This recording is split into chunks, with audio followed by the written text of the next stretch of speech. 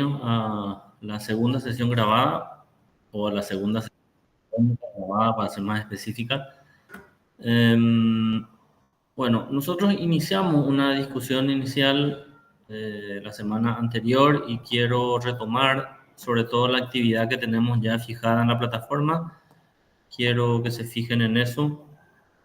Antes de seguir discutiendo otros temas, nosotros estábamos con esta cuestión del texto Introducción a los métodos filosóficos, y en ese sentido faltaba subir en la semana esta ficha que no sé si se fijaron. A ver, ahí deberíamos estar viendo una ficha de análisis.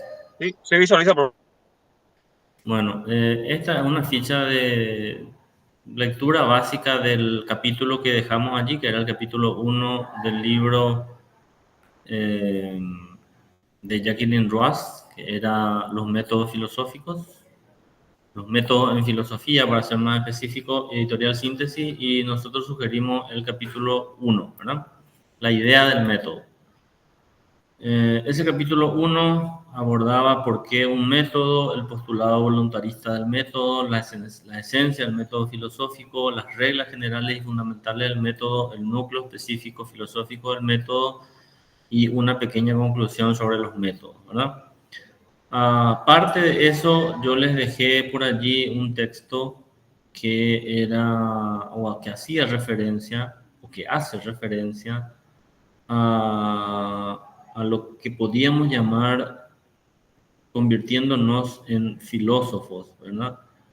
El capítulo 1 es el texto en realidad. Es para una discusión introductoria que nos recuerde algunos de los conceptos que ya trabajamos en las clases previas al ingreso al primer semestre, que era, creo que, introducción a la filosofía o algo así, ¿verdad? Entonces, el capítulo 1 es la figura del filósofo, ¿verdad? Yo quiero retomar esa discusión, ¿verdad? Sobre la filosofía, sobre la actividad filosófica, pero remitirnos primero a la tarea, ¿verdad? ¿Qué yo les pido en de ese texto de análisis del capítulo 1 de los métodos? Bueno, simplemente una síntesis que puedan indicar la idea central del texto, ¿verdad? Corto, que puedan hacer un resumen de las secciones, de cada una de las secciones del capítulo. El capítulo tiene, a ver, ¿cuántas páginas tiene el capítulo? Son poco, 20, 10 páginas tiene el capítulo. Entonces, pero tiene secciones, ¿verdad? Tiene capitulitos. Entonces la idea es poder resumir esos capítulos, a partir del resumen hacer una síntesis y luego emitir una brevísima opinión. O sea, ese es el ejercicio básico que queremos hacer con los textos. Vamos a ir viendo si variamos los ejercicios, pero en principio es eso, ¿verdad? Una síntesis general de todo el texto, un resumen de todas las secciones, a partir del resumen un mapa conceptual y finalmente una pequeña opinión breve. Acá tenemos que poner también, ¿verdad? No más de tres párrafos, ¿verdad? No más de 3 párrafos. Eso es en líneas generales la tarea y está allí disponible para poder subirla en las siguientes 2 semanas. Eso en principio. ¿Consultas sobre ese tema?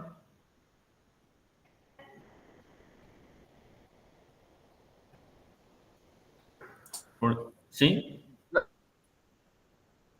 De mi parte no tengo consultas. Bien. Tampoco, profesor, sin problema.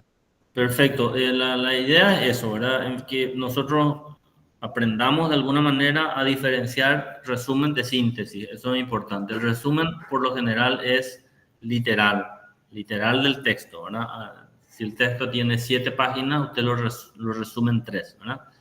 En la síntesis lo que yo quiero ver es ya un posicionamiento de ustedes, ¿verdad? Ya ustedes, cambiando incluso algunas palabras, mencionan a qué se refiere el texto, ¿verdad?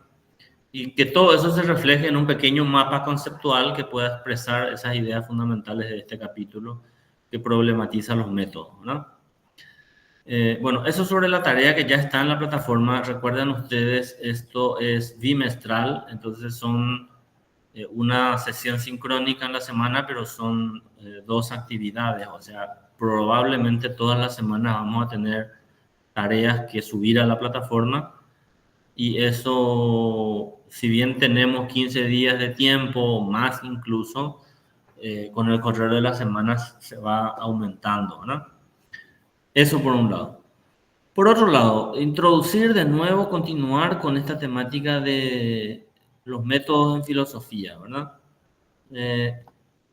Para que nosotros podamos hacer investigación filosófica y plantear metodología de la investigación filosófica, lo primero es entender esta problematización de los métodos que arrancamos la semana pasada, ¿verdad?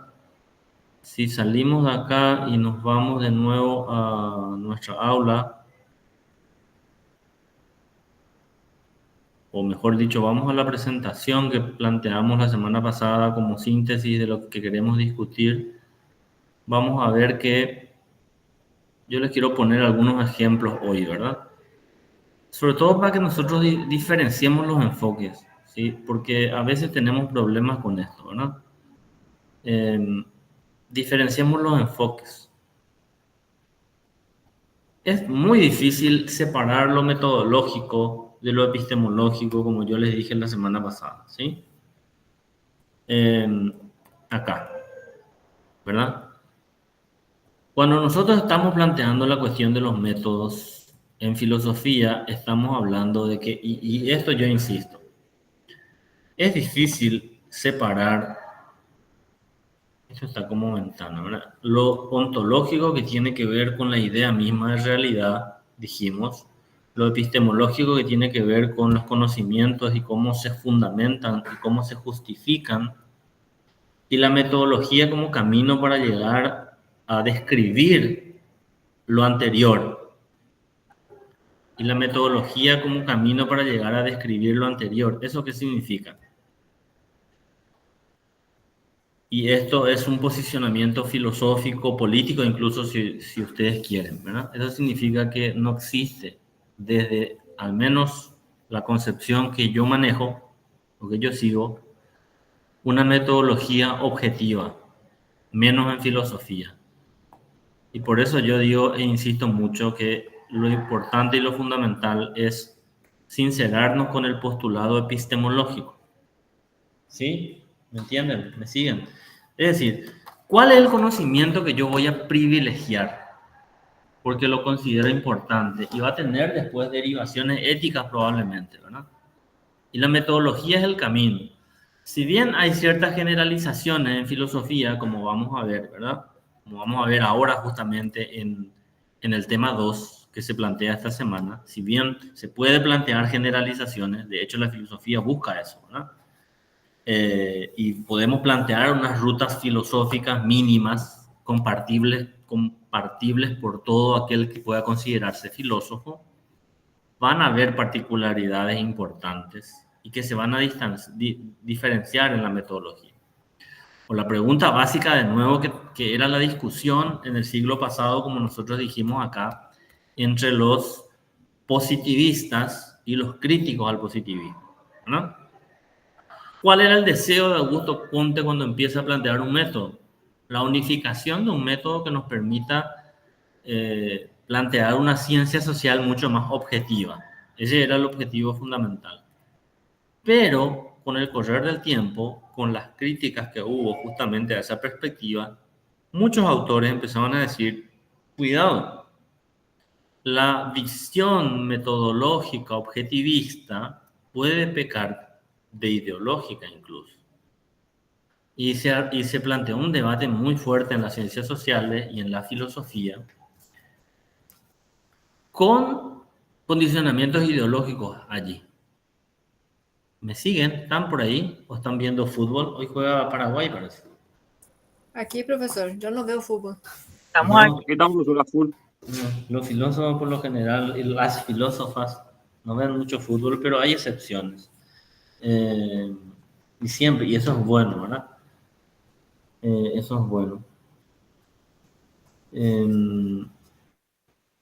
Insisto con esto, ¿por qué, verdad? Porque yo les voy a poner un ejemplo y quiero que eso sirva de ejemplo nomás, ¿verdad? Y bueno, ya que estoy aquí, les pongo el ejemplo mío. Si ustedes entran en este, sí, ay, no puedo, acá. Si ustedes entran en este enlace que yo les dejo ahí, este último, pueden seguir una discusión. ¿Por qué no está como para editar? Les voy a poner ahí en el chat. Esta, por ejemplo, fue una pequeña discusión que tuvimos hace unos años en un medio digital que es Ciencia del Sur. No sé si alguno escuchó hablar de Ciencia del Sur. Es un periódico de divulgación. Ahí. Un periódico de divulgación científica en Paraguay, ¿verdad? Y discutimos justamente hace unos años sobre...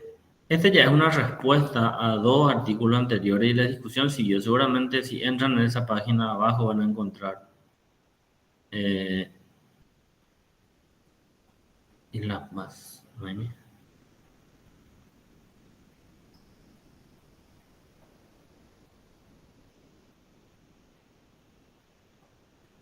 Editaron y dice, mira qué interesante, es que estos chicos no duermen.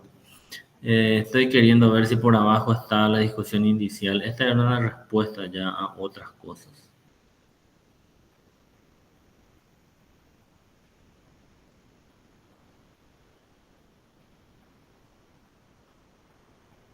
Bueno, tiene que estar por ahí. Digo, es ejemplo, metodológicamente nomás quiero que lo tomen, no lo tomen como, porque pueden discutir ahí, qué sé.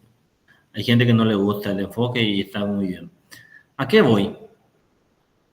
¿A qué voy? Voy a lo siguiente, al tema 2 que queremos discutir hoy, ¿verdad? ¿Cuál es ese tema 2? Hay algunas cuestiones fundamentales relacionadas al método o hay algunas reglas, ¿sí? En la visión tradicional cartesiana y comtiana hay unas reglas generales, ¿verdad? Hay unas reglas generales. Pero antes de eso, volvamos a esta discusión inicial, ¿verdad? ¿Qué es filosofía? ¿Verdad? ¿Cómo se ejerce la filosofía? ¿Cómo ha sido históricamente posible el filosofar? Y si ustedes se van a ese texto 1 que yo recomiendo, no es tarea todavía, pero les dejé allí, que era el texto de Convirtiéndose en filósofos, ¿verdad? El ethos del filósofo, el filósofo académico y el mundano, ¿verdad? ¿Hay alguna característica fundamental de la filosofía o de la forma de hacer filosofía, ¿verdad? Y yo les dejo ese texto y les voy a sugerir dos cosas más ahora, como para que se entienda nomás la distinción de enfoques, ¿verdad? Y voy a ser un poco mártir en ese proceso porque me voy a poner yo mismo de ejemplo y ustedes me van a decir al final del día o la semana que viene, espero, si compartimos tu perspectiva o pueden decir no, no compartimos tu perspectiva, ¿verdad? ¿Por qué? Porque primero, me voy a referir a este texto 1 que les dejé allí, que se llama el capítulo 1, ¿verdad? Ese capítulo 1, vamos a ver si lo proyectamos, está en la clase asincrónica de la semana anterior, ¿verdad? De la semana pasada. Dice, el capítulo 1 de ese libro, dice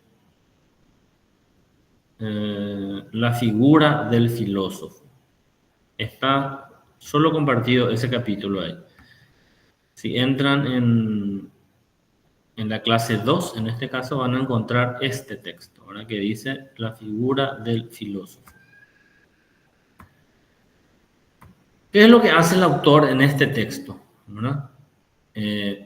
Nos plantea una reflexión histórica sobre cómo se entendió la filosofía, cómo se entendió, o cómo la figura del filósofo por mucho tiempo, por hoy incluso todavía, se entiende como una figura no solamente disruptiva, sino extraña, rara, ¿verdad? Y por eso rechazado incluso, ¿verdad? ¿Quién es el filósofo? ¿Quién tiene derecho a llamarse así? basta estudiar biología para poder ser llamado biólogo, y por qué no es lo mismo ser filósofo que poseer un título universitario en esta disciplina. ¿Qué más se necesita para aspirar a la condición de filósofo? ¿Cómo y de quién puede obtenerse? ¿Está el filósofo, perdón, más cerca del intelectual, del político, del líder religioso, del periodista, del científico, del artista? ¿Cuál es en verdad la ocupación del filósofo? ¿Se trata de alguien que enseña a otros o de alguien que escribe? ¿Por qué llamar a alguien filósofo resulta siempre más problemático que llamar a alguien ingeniero, filólogo o economista, ¿verdad? Los mismos profesores muchas veces se llaman profesores de filosofía, licenciados en filosofía, doctores en filosofía, y no necesariamente filósofos, ¿verdad? ¿Qué hace el autor en este texto? Hace una distinción del filósofo académico y el filósofo mundano, ¿verdad? El ethos del filósofo. Bueno, pregunta antes de continuar, ¿alguien pudo dar una mirada a ese texto o no? Sí, más o menos, profe, estuve mirando, estaba leyendo. Está en la clase sincrónica, está ese material.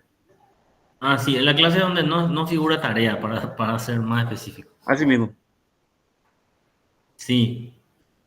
¿Alguna resonancia de ese texto?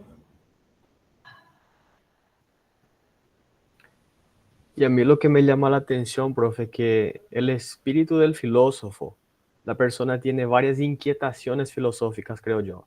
Él empieza a juzgar todo lo que aprendió, si Ujú. todo lo que él absorbió en su infancia es verdad o no. Él empieza a juzgar su cultura, a criticar, mejor dicho. Y eso causa extrañeza por parte de las personas.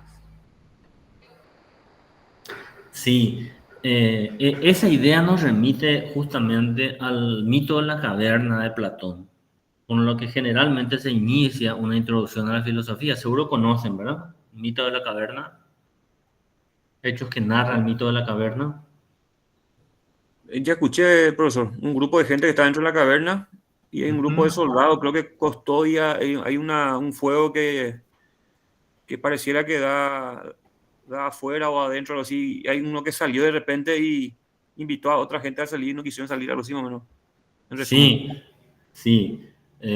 Está en el libro 7 de la República de Platón.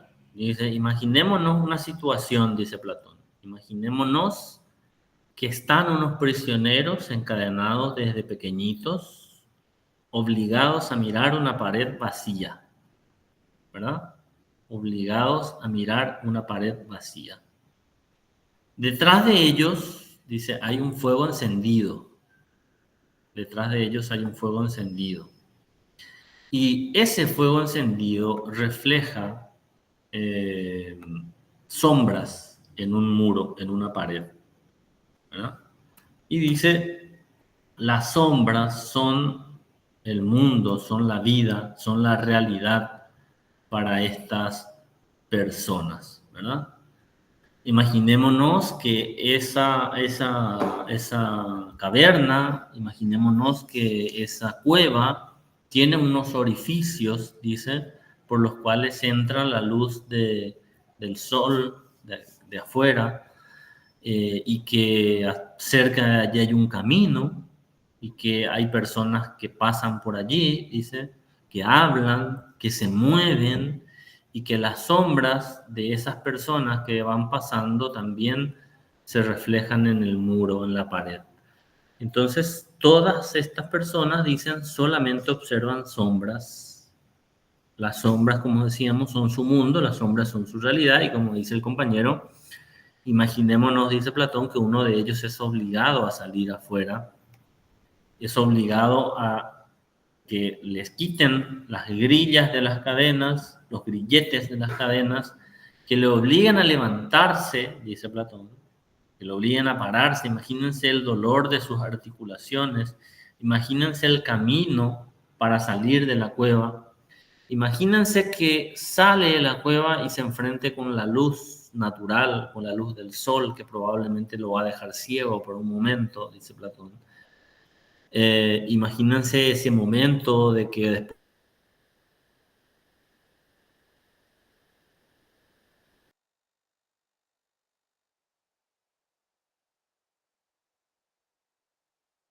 Se fue la señal, parece. Sí, por lo visto. Hola, compañeros. ¿Están Con por el, ahí? con el profesor no me parece que fue el tema.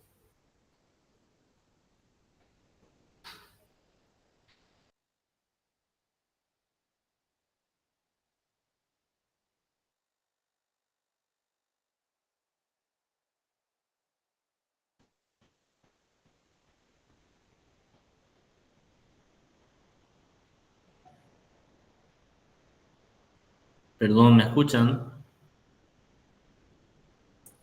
Hola, hola. Sí, Ahí sí, Ahora profe. sí. Volvió Sí, no, internet. apreté mal y se desconectó mi red wifi. Decía, imagínense la sombra, imagínense el mundo, perdón, el mundo distinto que este hombre liberado va a encontrar y el choque que va a sufrir, encontrarse con las plantas, con los animales, las cosas y darse cuenta que aquello era un sueño, ¿verdad? Decía yo, los dos textos metodológicos clásicos que vamos un poco a nosotros a tratar de desentrañar van a ser el discurso del método de Descartes y las meditaciones metafísicas, que hablan un poco de estas cuestiones generales, ¿verdad? Y del problema de diferenciar la vigilia del sueño y ese tipo de cosas. Bueno, este prisionero liberado va probablemente, dice Platón, a querer volver junto a sus compañeros y contarles lo que había visto, ¿verdad? Y decirles que el mundo allá afuera es distinto, ¿verdad? Invitarlos a salir de la caverna. Pero dice Platón, es muy probable que sus compañeros no lo crean, es muy probable que lo traten de loco y es muy probable que lo terminen incluso matando si es que insiste, ¿verdad? Él se estaba refiriendo a su maestro Sócrates, ¿verdad? ¿Y por qué es importante el mito de la caverna en el contexto de lo que estamos hablando? Porque en este texto, cuando se hace la comparación entre el filósofo académico y el filósofo mundano, se remiten a Sócrates, ¿verdad? O el autor del texto se remite a Sócrates. Sócrates nos libra un prejuicio muy extendido, el que supone que el filósofo es hoy un personaje anacrónico e improcedente, como alguien que hubiera quedado anticuado por haber evolucionado la sociedad hacia otra forma diferente de aquella en las cuales en el pasado tenía su sentido y su lugar, como si alguna vez el filósofo hubiera encajado cómodo y coherentemente en las estructuras cognitivas y culturales correspondientes. Sin embargo, toda la narración de Platón nos muestra a la perfección la extrañeza con la que Sócrates es percibido por sus propios conciudadanos atenienses y la triste peripecia que acaba con su vida nos advierte con genuina claridad de que la simpatía que sentían aquellos griegos del siglo IV antes de nuestra era por el filósofo no fue mayor que la que esta figura puede despertar hoy en día entre nuestros contemporáneos, dice el autor, y muchas otras cosas más. Bueno, Sócrates se da la tarea de filosofar, y entonces la primera gran cuestión es, muchos autores hacen esta distinción entre filosofía y filosofar.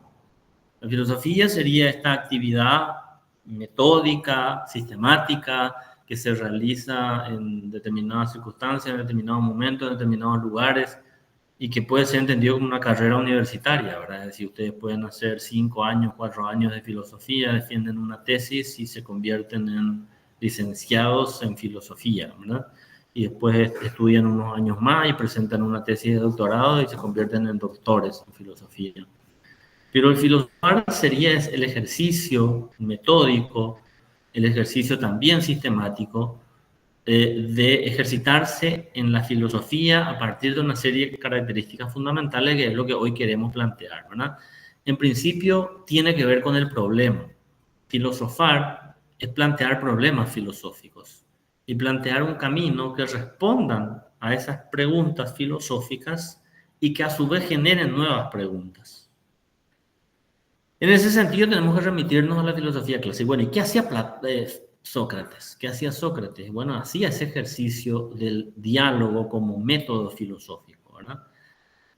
Se dice que clásicamente los métodos filosóficos tienen que ver con Aristóteles, por ejemplo, con el asombro, ¿no?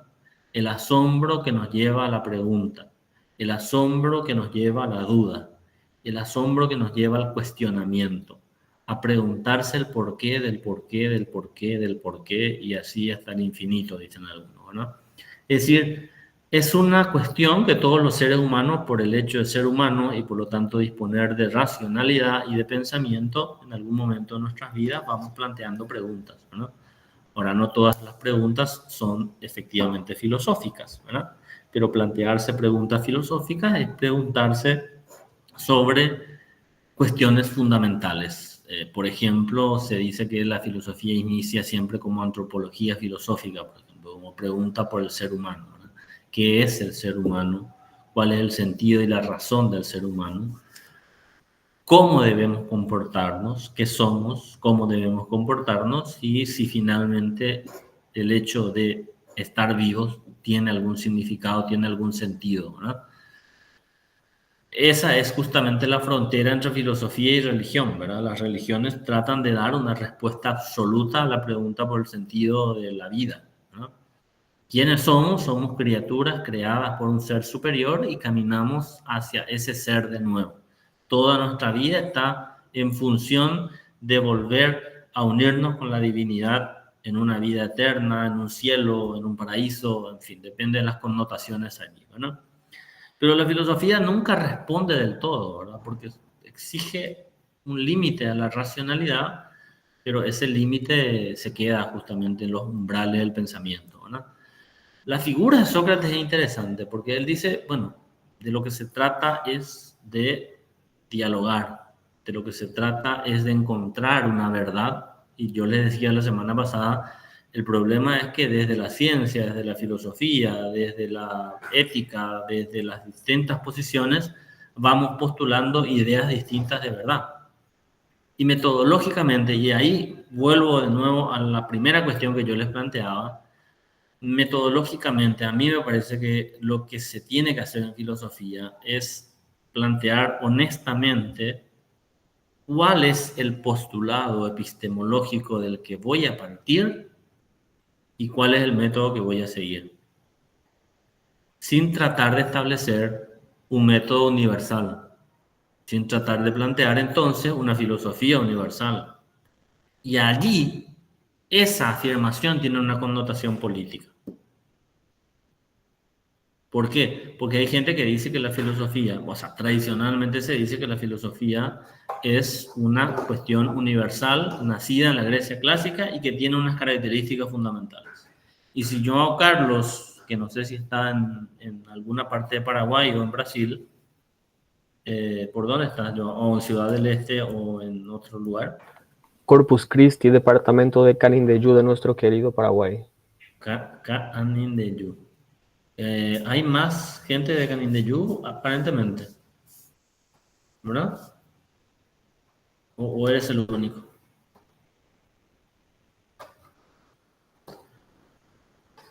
No, porque hay que ir a Canindeyú, digo, uno.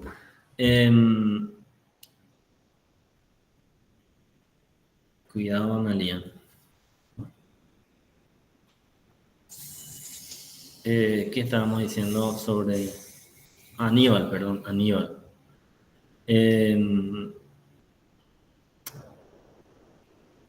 ¿Cuál era el ejemplo que quería poner con João Carlos? Se me fue. Si efectivamente estaba en un lugar o en relación a la honestidad intelectual. Es decir, desde qué lugar, no geográfico, sino epistemológico, estamos planteando el discurso. O el discurso sobre qué, y bueno, ahí tenemos que ver, sobre los problemas filosóficos. Sobre los problemas filosóficos. ¿Cómo se hace filosofía? ¿Cómo se hace filosofía? Problematizando la realidad. Tratando de, primero, establecer una serie de preguntas sobre la realidad, unas preguntas generales, unas preguntas que apunten a la totalidad y a la explicación de esa realidad. Ahora, Profe, ¿sí?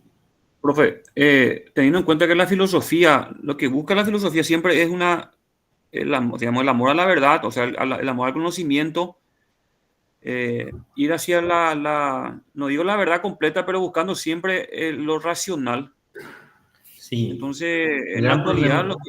lo que yo veo en la ¿Sí? actualidad que se dejó luego prácticamente de hacer ese ejercicio de filosofar primero. No, a ver, vamos por partes.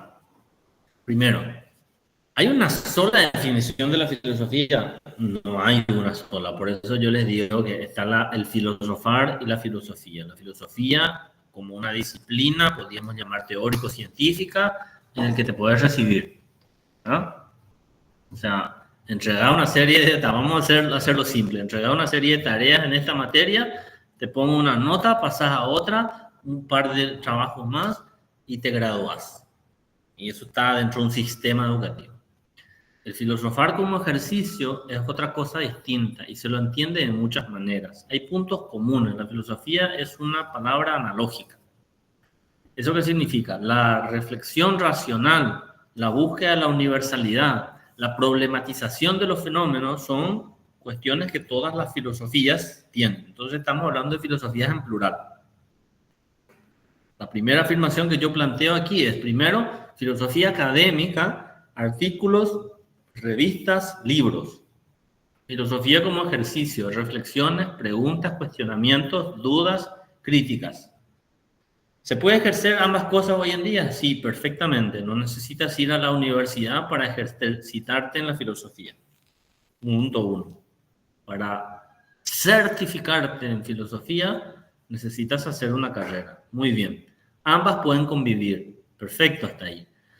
Pero el punto es, no hay una forma única de ejercitarse, ni hay una forma única de ejercer la filosofía académicamente. ¿Por qué? Porque responde a presupuestos epistemológicos muy cercanos a las ideologías. Entonces, se puede ser más o menos liberal, socialista, crítico, etcétera, ¿verdad? Dependiendo también un poco de la perspectiva. Pero yo quiero ir sobre todo a la epistemología, desde el estructuralismo, bueno, y eso van a estudiar ustedes más adelante, ¿verdad? Quiero nomás que se entienda. ¿Por qué? Porque dependiendo de las escuelas, vamos a tener preguntas y cuestiones filosóficas que consideramos más importantes que otras. Vamos a tener escuelas y perspectivas que consideramos más importantes que otras. Por eso el ejemplo que yo les dejo ahí en ese articulito, si quieren leer después y seguir la discusión. Yo me formé en una escuela que es la Escuela Latinoamericanista. Entonces, las preguntas filosóficas, la perspectiva epistemológica de la que partimos es una. Entonces, cuando ustedes si entran, por ejemplo, a ver ese artículo y leer, si quieren, también a quién le estamos respondiendo, van a entender esto a lo que me refiero. Son perspectivas. ¿Podemos estar de acuerdo todos? No necesariamente, y no tenemos que hacerlo, porque eso es lo que hace diferente. Entonces, pongamos el ejemplo de Platón y Aristóteles. Platón era idealista, Aristóteles es realista. Y empieza allí esa discusión inicial, ¿verdad? Y entonces nosotros podríamos decir, algunos filósofos son latinoamericanistas y otros son universalistas, entre comillas, ¿verdad? Hay una filosofía central y hay que participar en ese debate. Y otros van a decir, bueno, se puede hacer filosofía latinoamericana o se puede hacer filosofía paraguaya. Bueno, el nivel de concreción. Existe una filosofía paraguaya y hay gente que dice, no, la filosofía no tiene por qué tener apellidos. Es filosofía sin más. Y otros, de los que podría decir yo mismo formo parte, decimos, sí, no, se puede y hay que ponerle apellidos, pero con una serie de salvedades, una serie de caracterizaciones que hay que ir haciendo. Bueno, eso como introducción a la temática de filosofías regionales, cómo ejercer eso, cómo hacerlo, etcétera, ¿verdad? ¿Qué es filosofía? Esa era la pregunta introductoria. ¿Qué es filosofía y cómo ejercitarnos, cómo hacer filosofía en este siglo, ¿verdad? Hoy podríamos nosotros, en el contexto en el que estamos, en una universidad, en una carrera universitaria, podríamos decir efectivamente que no es recomendable filosofar sin antes haber aprendido algo de filosofía, aunque suene paradójico, ¿verdad? Y aprender algo de filosofía es aprender algo de la historia de la filosofía, ¿verdad? ¿Cómo planteaban este ejercicio antes los filósofos antiguos y cómo nosotros podemos plantearlo hoy? ¿Eso qué significa? cómo lo planteaban antes y cómo lo planteamos hoy significa cuáles son los problemas filosóficos que nosotros estamos considerando importantes. La importancia de la problemática filosófica. Algunos de los que nos situamos en perspectivas latinoamericanistas, por ejemplo, decimos las problemáticas filosóficas no se pueden separar de las problemáticas de otros ámbitos del conocimiento.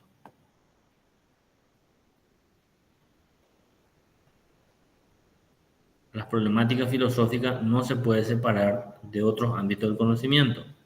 Por ejemplo, las ciencias sociales.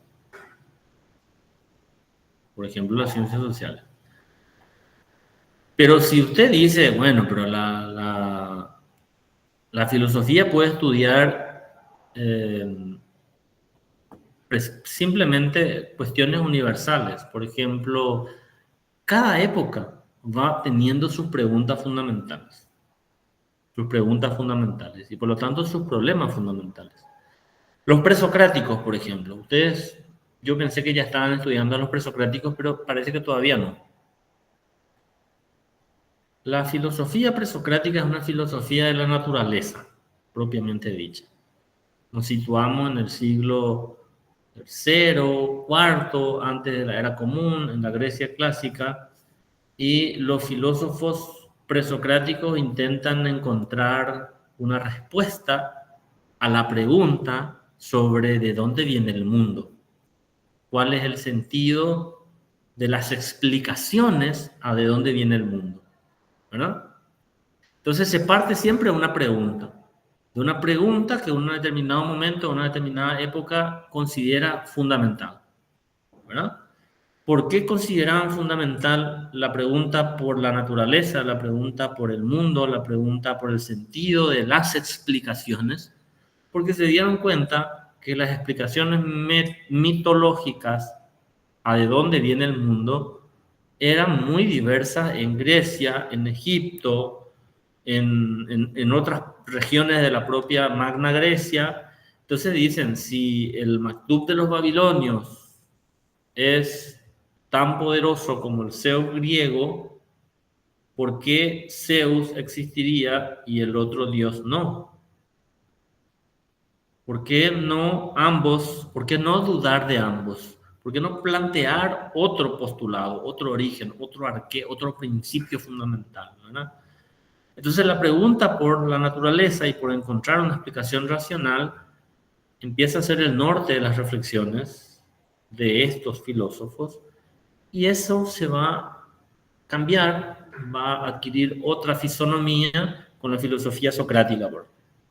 ¿Por qué? Porque hacia el siglo V va a haber un cambio en la Grecia, un cambio político, un cambio social, va a aparecer la democracia en la Atenas clásica, y por lo tanto pensar un sistema político democrático en el que todos los ciudadanos libres participan, en donde se cuestiona el origen del poder, bueno, va a ser el centro dominante de la filosofía y va a ocurrir lo que se llama el giro antropológico de la filosofía clásica, ¿verdad? Entonces, eso más o menos es lo que ha venido ocurriendo en la historia de la filosofía. Giros, ¿verdad? Del giro antropológico de la filosofía clásica, cuando Alejandro Magno domina el imperio domina toda Persia, Grecia y todo el mundo conocido, la filosofía va a sufrir un giro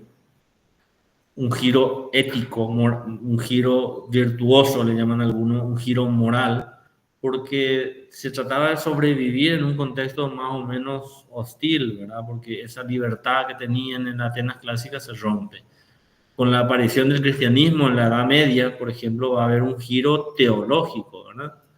En la modernidad va a volver a haber varios giros. Después, en la filosofía contemporánea va a haber el giro pragmático, va a haber lo que se llama el giro lingüístico, en fin, dependiendo un poco de la perspectiva filosófica que se va teniendo.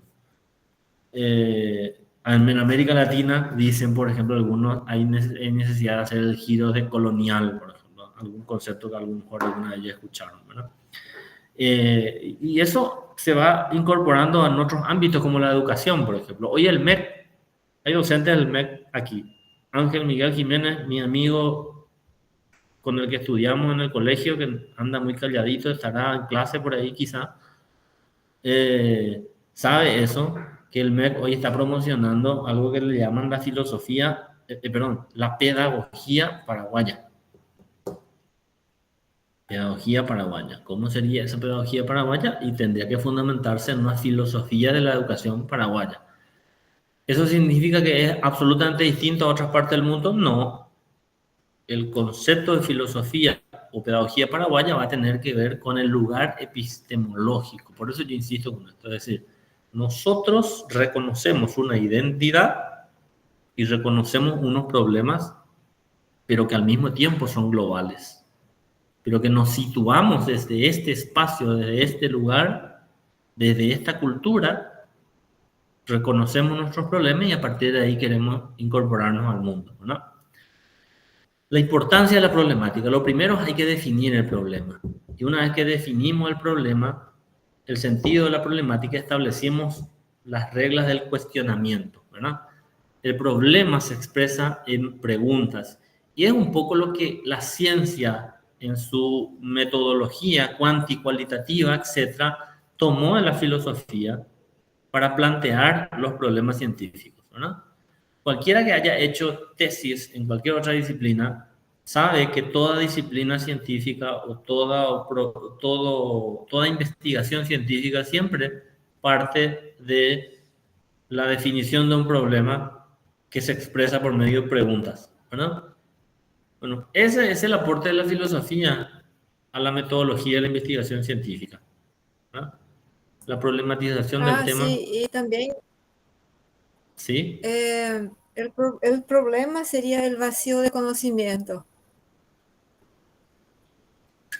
Solo que la diferencia fundamental entre un problema científico y un problema filosófico es que el problema filosófico es mucho más amplio, mucho más abarcativo y no necesita Exacto. una respuesta con evidencias empíricas, ¿verdad?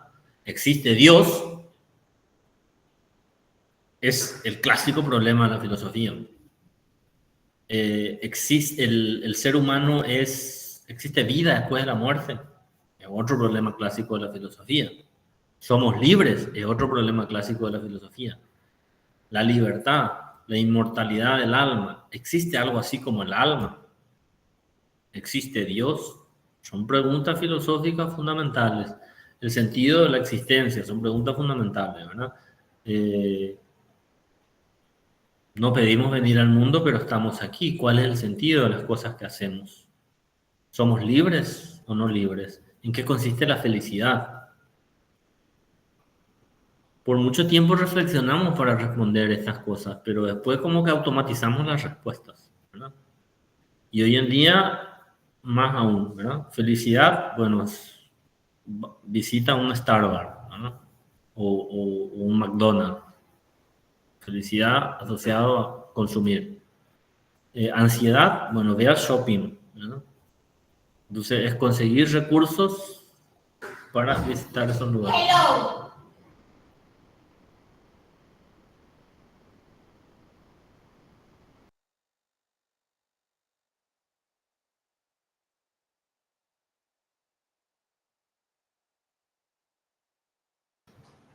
Entonces decíamos, preguntas fundamentales que los seres humanos fuimos haciendo y que fue cambiando a lo largo del tiempo. Ahora, lo que nos interesa es el método, pero no hay método en filosofía si primero no se plantean preguntas y si no se plantean problemas. Y una de las cuestiones es que metodología de la investigación filosófica nos tiene que ayudar a entender en primer lugar, como estamos en primer curso, si estuviéramos en el cuarto curso, nos tendría que ayudar a hacer nosotros un problema filosófico y que se exprese eso en una tesis para defenderlo en breve. Pero como estamos en el primer año, nos tiene que ayudar a entender cómo se problematizaron distintas filosofías o distintas escuelas, distintas expresiones del saber filosófico y cuál fue el camino, la ruta metodológica que se siguió para llegar a ese problema o a la expresión de ese problema. Ese es lo fundamental, ¿verdad? Entonces, la tarea inicial nos va a ayudar a plantear por qué un método, la esencia del método, las reglas generales del método y cuáles son algunas sugerencias para establecer métodos filosóficos, ¿verdad?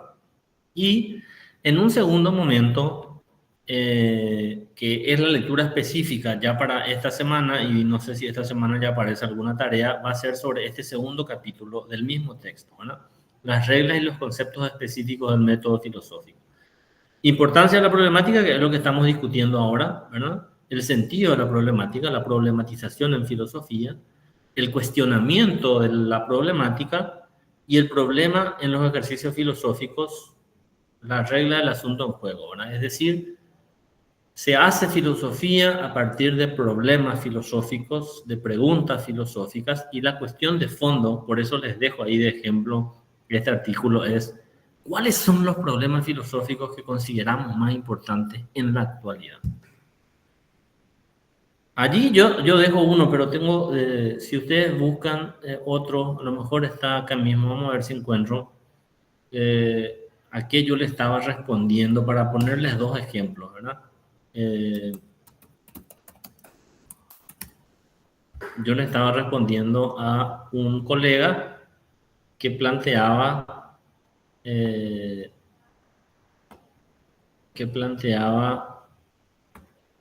que la filosofía en este tiempo tiene que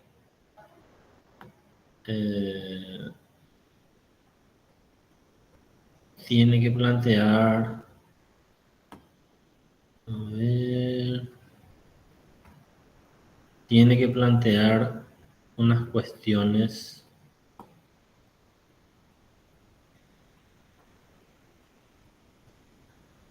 las múltiples caras del filosofar contemporáneo.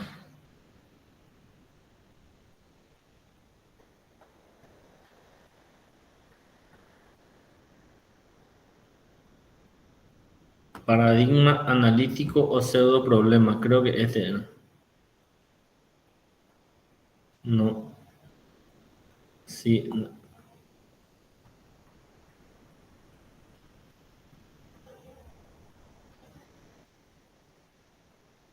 Esta es una de las respuestas. Hubo varias respuestas, pero no estoy encontrando el artículo original. Esta es una segunda respuesta al mismo asunto. Esta es una segunda respuesta al mismo asunto.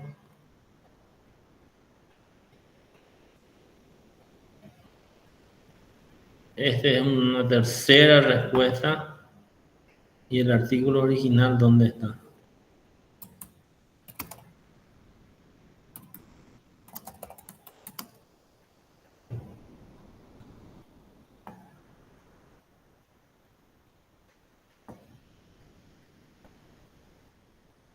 Acá está el artículo de emisión. Sí. Aquí está. Bueno, ustedes dándole clic ahí ya va a aparecer. Este es el primer artículo. Este un poco, si quieren, están aburridos ahí y dicen, mejor no voy a ver Netflix, voy a ver qué discutían los paraguayos. Entonces ahí tienen como para divertirse. ¿Qué es lo que yo quiero? Si se animan, ¿no? Después, porque no quiero después problemas, porque mira que yo, si bien trato de plantear las cuestiones epistemológicas, creo que primero tenemos que estudiar entre todos, y no hay problema con eso, y no radicalizarnos en nuestras perspectivas, qué sé yo, epistemológicas o ideológicas, ¿verdad? Porque el disenso es interesante, ¿verdad? Es muy aburrido cuando todos nos ponemos de acuerdo y alguien dice algo y tú dices, vos sabés que pensé lo mismo ayer. Entonces termina la discusión, ¿no? Pero bueno, hay algo, profe, que me está molestando, no sé. No consigo tener preguntas para preguntarte. Eso es lo que me está preocupando. Pero las preguntas van a surgir cuando te pongas a mirar esta discusión. Las dos caras de la filosofía contemporánea, ahí arranca la discusión. Filosofía analítica y filosofía continental. ¿Qué dice el autor allí, en ese texto? Que las dos filosofías contemporáneas son analíticas y continentales nomás. Y que la filosofía como tal se expresa en inglés.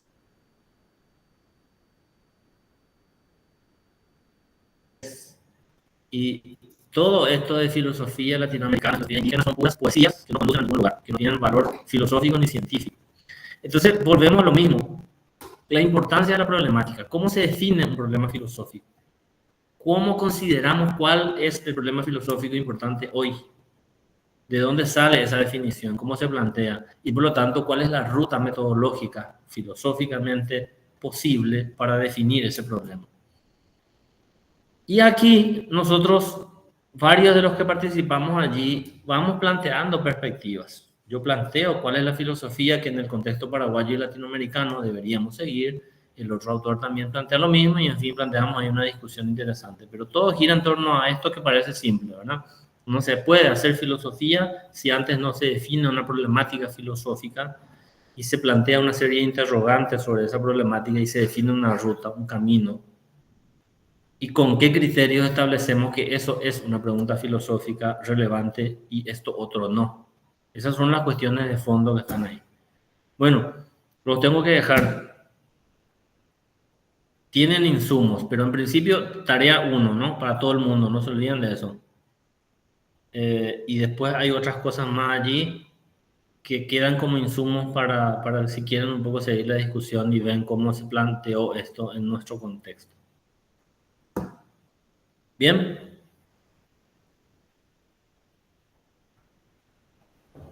Excelente, profe. Gracias. Un abrazo. Saludos. Gracias, profesor. A ustedes, que sigan bien.